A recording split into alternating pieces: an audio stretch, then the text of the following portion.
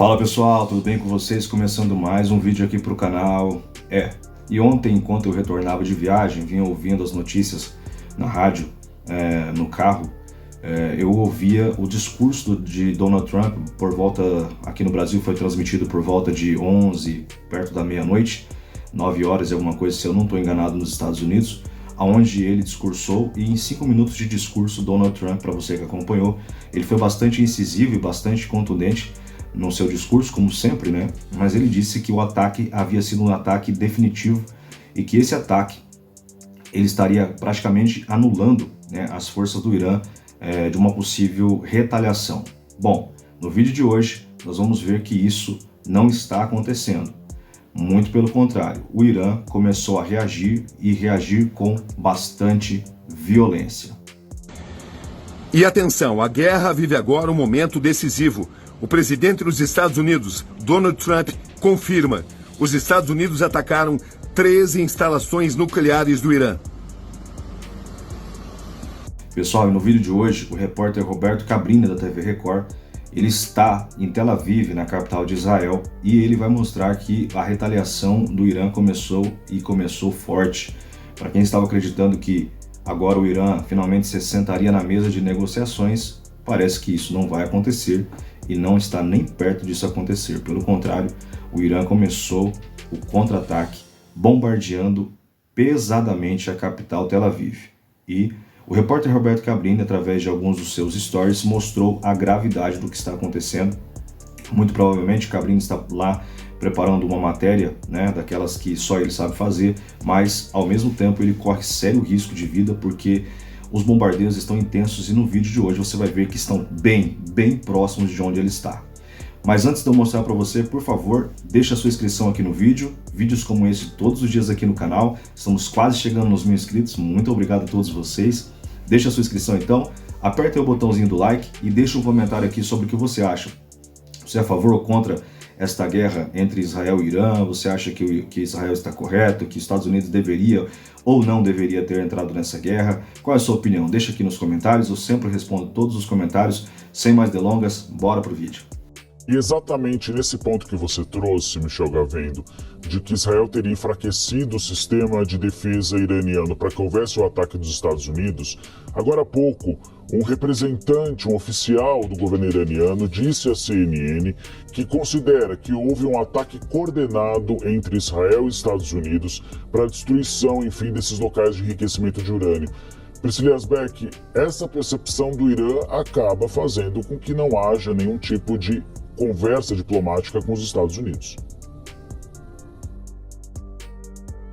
Exatamente, Uribe. E isso foi dito pelo ministro de Relações Exteriores iraniano, Abbas Araqchi, que falou que não há janela para a diplomacia nesse momento. Ele foi questionado sobre isso por jornalistas numa coletiva que aconteceu mais cedo, se haveria alguma conversa com os Estados Unidos. Ele falou assim, não é o caso agora, não é o momento de conversas diplomáticas agora. É certo dizer também que o Irã não aceitou conversas diplomáticas durante um bom tempo, durante esse prazo de 2 meses que tinha sido colocado pelo presidente Donald Trump, mas o que mudou nessa história, né? Por que Donald Trump passou a apoiar esse ataque? Foi quando ele viu que a operação israelense tinha sido bem sucedida, e porque Donald Trump, pessoalmente, particularmente, tem esse ansejo de ficar no lado forte da força. Então, Donald Trump tinha tentado demover Netanyahu de fazer um ataque a instalações nucleares do Irã. A gente noticiava isso quase toda semana sobre essas conversas que Donald Trump tinha com Netanyahu,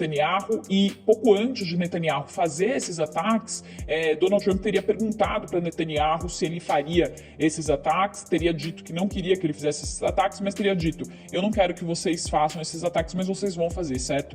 E a resposta teria sido afirmativa por parte de Netanyahu, e logo na sequência veio esse ataque que coincidiu com esse prazo final de 60 dias dado pelos Estados Unidos. Depois disso, Donald Trump passa a avaliar se valeria a pena para os Estados Unidos entrar de forma direta nesse ataque ou não. Os Estados Unidos que, claro, fornecem armamentos e aparato militar para Israel, mas que, por enquanto, estavam apoiando na defesa israelense contra os ataques retaliatórios iranianos. E a partir de ontem, então, os Estados Unidos entram diretamente nesse conflito ao fazer esses ataques, então, de forma ofensiva. E aí, o ministro iraniano de Relações Exteriores, ele estava falando sobre como essa agressão americana viola a Carta das Nações Unidas, o artigo 2, que fala sobre a soberania territorial e fala que um país não pode violar a integridade territorial de outro país caso não seja em legítima defesa, e foi o que aconteceu. Israel atacou o Irã sem ser em legítima defesa, mas sim alegando que o Irã estava enriquecendo urânio para objetivos militares. Há uma discussão elementar nesse conflito todo, que é se o Irã tinha capacidade para criar uma bomba nuclear ou não, e não há provas de que isso acontecesse. O enriquecimento do Irã estava em 60%, é um passo para chegar a 90% para a construção de uma bomba nuclear, mas o enriquecimento de urânio é apenas o combustível que vai dentro de uma ogiva para que isso se transforme em uma bomba nuclear. E o que os especialistas dizem é que esse processo de enriquecer o urânio a 90% para depois formar essas ogivas e abastecer essas ogivas é algo que demoraria meses e até ano. O diretor da Agência Internacional de Energia Atômica, Rafael Grossi, chegou a falar sobre isso, falou sobre isso na quinta-feira, em uma entrevista à CNN para a âncora Christiane Amanpour, que não havia provas da agência sobre o enriquecimento de urânio para fins militares. Ele falou: eu não diria que seria algo muito distante, mas também não diria que é algo que aconteceria amanhã ou na próxima semana. E Benjamin Netanyahu, o primeiro-ministro israelense, há vídeos circulando na internet que retratam isso, fala desde 92 que o Irã tem uma bomba nuclear que pode ser disparada a qualquer instante, porque é um argumento para o primeiro-ministro israelense justamente para poder fazer e justificar esses ataques ao Irã. Então, o ministro de Relações Exteriores do Irã diz que há uma violação da Carta das Nações Unidas e há uma violação também, ele cita, da Resolução 2331, que é a resolução em que a ONU endossa o acordo nuclear do Irã com potências ocidentais, e que inclusive é o acordo que foi firmado e fechado no governo de Barack Obama em 2015 e que Donald Trump se retirou em 2018, e que muitos especialistas dizem que foi o que desencadeou toda uma tensão adicional em relação ao programa nuclear iraniano, já que depois disso as verificações ficaram mais complexas, etc. Então,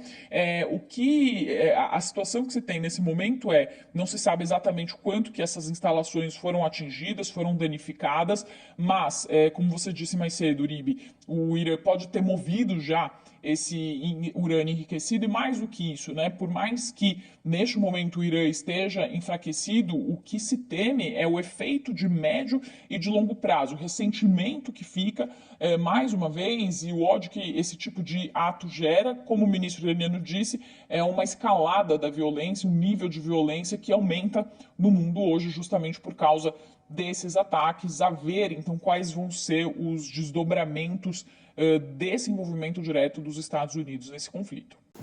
E você acompanha comigo agora, então, o momento em que os mísseis do Irã caem há poucas horas sobre a capital Tel Aviv, em Israel, e caem muito próximos aonde o repórter Cabrini está, e ele vai mostrar tudo isso, então, bora. Nesse momento, esse setor de Tel Aviv, onde nós estamos, está sendo pesadamente atacado. Vejam só, daqui a gente observa a fumaça, a questão de 1 quilômetro de distância de onde nós estamos, bombardear 3 instalações nucleares iranianas. Essa é a primeira retaliação em grande escala aqui em Tel Aviv, o principal centro econômico do país.